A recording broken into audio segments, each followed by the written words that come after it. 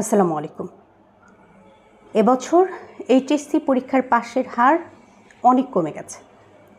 HSC পরীক্ষার 2025 সালে সারা দেশের গড় পাশের হার 58.83% হয়েছে।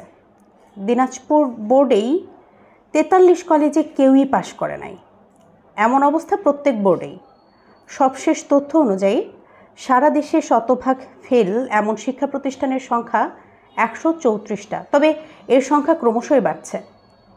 এই বছর পরীক্ষা শুরুর 25 মিনিট আগে এসএমএসের মাধ্যমে কেন্দ্র সংশ্লিষ্টদের কাছে প্রশ্নপত্রের সেট কোড পাঠানো হয়েছে, যার ফলে প্রশ্ন ফাঁসের কোনো সুযোগই ছিল না।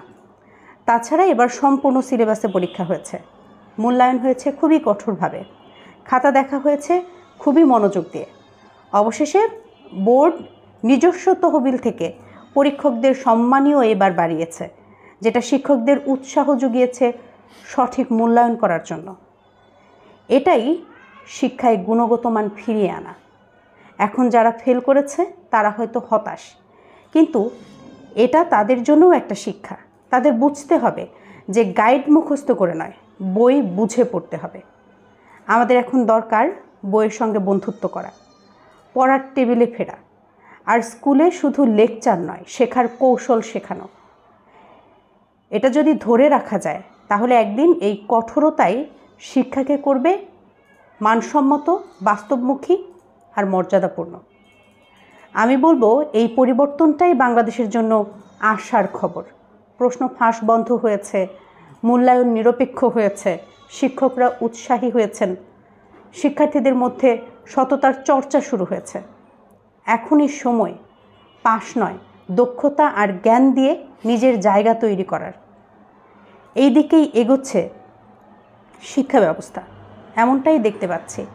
আর এভাবেই প্রকৃত যোগ্য বাংলাদেশ তৈরি করা সম্ভব।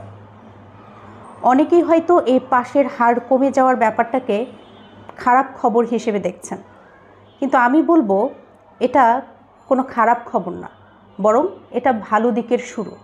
কারণ পাশের হার বেশি দেখানো মানেই কিন্তু মানসম্মত শিক্ষা না, বরং যে সত্যিকারের যোগ্য, যে চিন্তা করতে পারে, কাজ করতে পারে, তারাই পাশ করুক, তারাই ভবিষ্যতে দেশ চালাক। আমরা অনেক বছর ধরেই দেখছি প্রায় 100% পাশ দেখানো হয়, সবাই সার্টিফিকেট হাতে নিচ্ছে, কিন্তু তারপর কি হচ্ছে? বিএমএ করেও চাকরি নেই। অনেকে হতাশ হয়ে ঘরে বসে আছে, কেউ রিক্সা চালাচ্ছে, কেউ দোকানে বসছে। এটা কি শিক্ষার লক্ষ্য ছিল? আমি বলবো পাশের হার যদি 30%ও হয় তাতেও কোনো সমস্যা নেই। যে 30% সত্যিকারের যোগ্য হবে তারাই একদিন দেশের গুরুত্বপূর্ণ জায়গায় বসে দেশটাকে চালাবে। আমাদের এখন দরকার শিক্ষার মান ঠিক করা, পাশের হার নয়। প্রতিটা ইউনিয়ন পর্যায়ে যদি কারিগরি প্রশিক্ষণ কেন্দ্র গড়ে তোলা যায়, তাহলে স্কুল থেকে বের হয়েই তরুণরা অনেক কিছু শিখতে পারবে। যেমন বিদ্যুৎ, ইলেকট্রনিক্সের কাজগুলো শিখতে পারবে, কম্পিউটার এবং প্রোগ্রামিং শিখবে, কৃষি, হস্তশিল্প, ছোট ব্যবসা বাণিজ্য এসব শিখবে, এমনকি অনলাইন কাজ, ফ্রিল্যান্সিং এগুলো শিখবে।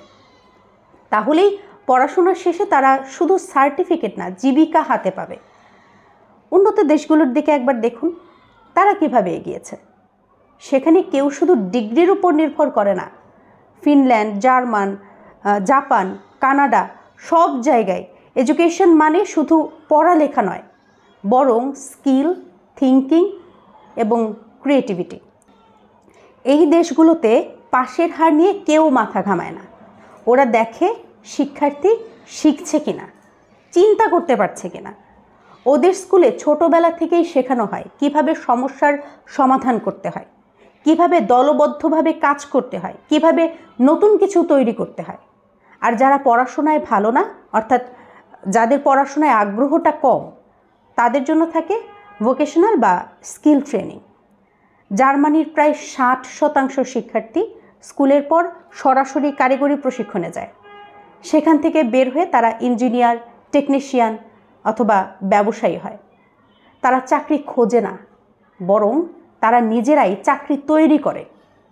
আর চীনের দিকে তাকান, ওখানে তো ছোট ছোট বাচ্চারা স্কুলে বসেই শিখছে কিভাবে সার্কিট বানাইতে হয়, কিভাবে ছোট রোবট চালাতে হয়, কিভাবে ইলেকট্রনিক ডিভাইস তৈরি করতে হয়। চীনের স্কুলগুলোয় হাতে কলমের শিক্ষাটা বাধ্যতামূলক। ফলাফল, তরুণরাই দেশকে নিয়ে গেছে টেকনোলজির শীর্ষে।